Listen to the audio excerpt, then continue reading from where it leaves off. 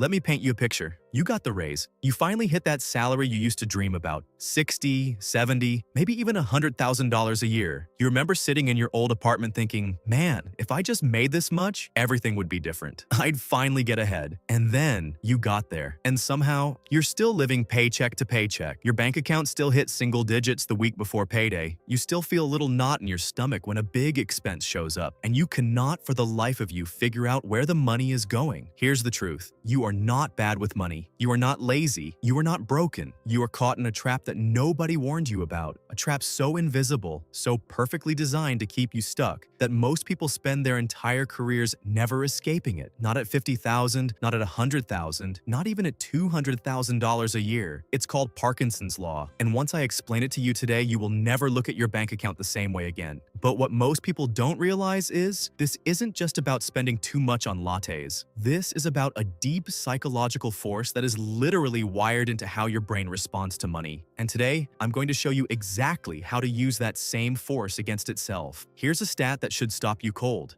According to data from the Federal Reserve, nearly 40% of Americans cannot cover an unexpected $400 expense without borrowing money or selling something. But here's the part that really gets me. That's not just people earning minimum wage. That's doctors, that's lawyers, that's engineers with six-figure salaries sitting in offices right now, one blown tire away from financial stress. And a study by Charles Schwab found that 59% of Americans describe themselves as living paycheck to paycheck, again, across all income levels. So if earning more money automatically made people wealthy, none of that would be true. But it is true, because income alone is not the variable. Behavior is the variable. Cyril Northcote Parkinson, a British historian, first said it about work. Work expands to fill the time available for its completion.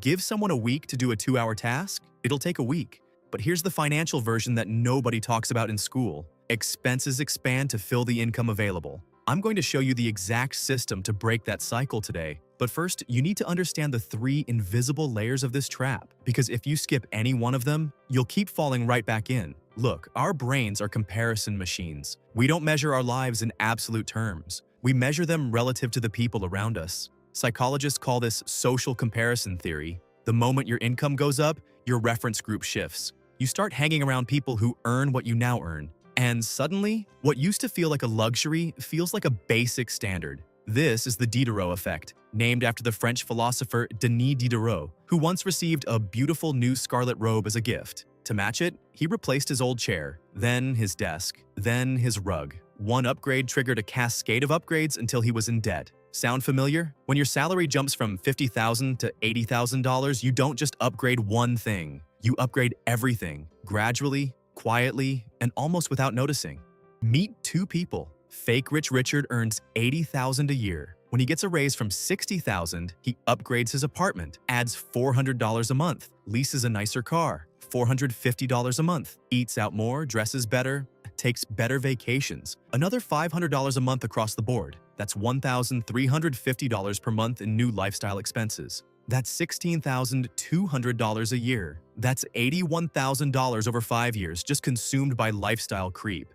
Now meet quietly wealthy Marcus. Same raise, same salary, but Marcus keeps his lifestyle basically flat and invests that $1,350 a month instead, at a conservative 8% average annual return in an index fund. In 30 years, Marcus has $2.03 million. Richard has a nice apartment and a car that's already depreciated 40%. Same income. 2 completely different lives. The rule is simple. Every time your income goes up, you're only allowed to let your lifestyle spending increase by 30% of that raise. The other 70% goes directly to savings or investments, automatically, before you ever see it. If you get a $500 a month raise, $150 can go toward a lifestyle upgrade. $350 gets automated into your investment account the same day your paycheck hits. Non-negotiable. Here's something most people have never thought about. Your brain has a psychological normal for your bank account balance. Whatever you typically see when you open that app, that number becomes your comfort zone. Your brain is not wired to grow that number. It's wired to spend down to it. This is Parkinson's Law in its purest form.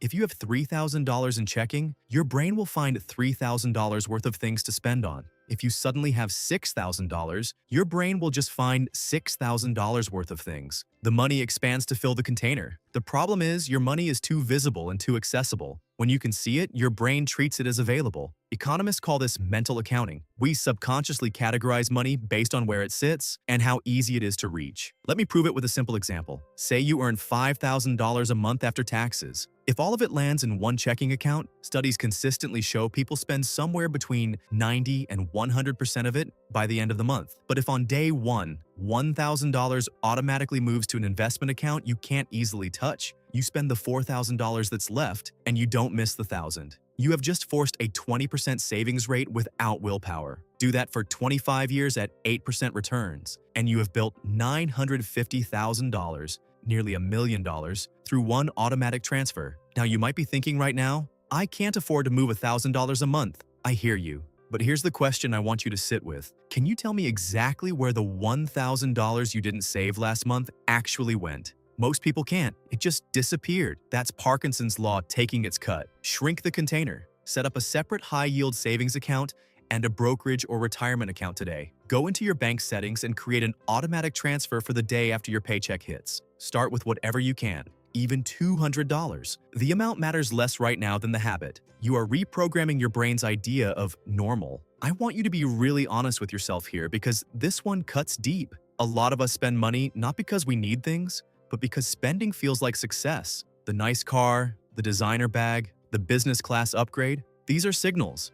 To others, yes, but more than that, to ourselves. We are trying to feel wealthy before we actually are wealthy. And that gap between feeling rich and being rich, that gap is where your net worth goes to die. This is what behavioral economists call conspicuous consumption, the use of spending as a status signal. And the brutal irony is this: the people around you who actually have wealth, they are usually not the ones with the flashiest stuff. The landmark wealth study, The Millionaire Next Door, found that the majority of actual millionaires drive modest used cars, live in average neighborhoods, and shop carefully. They look boring because they are too busy building wealth to perform it. Let's say you're spending $600 a month on a car payment for a leased luxury vehicle. Over 5 years, that's $36,000 spent, and at the end, you own nothing.